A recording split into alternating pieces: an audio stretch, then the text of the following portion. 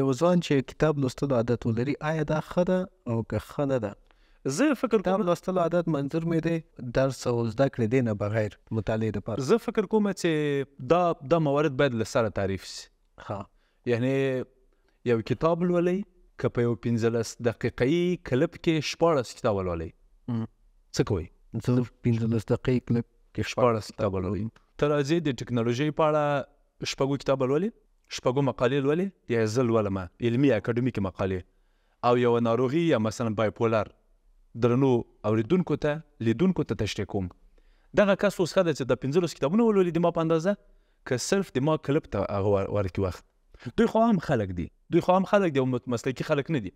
د ما غوندې مجبوره نه دي چې مسلکي مطالعات وکړي، مسلکي تخصصي مطالعات وکړي او په هر شي کې په اصطلاح ځان تخصص ته ورسي.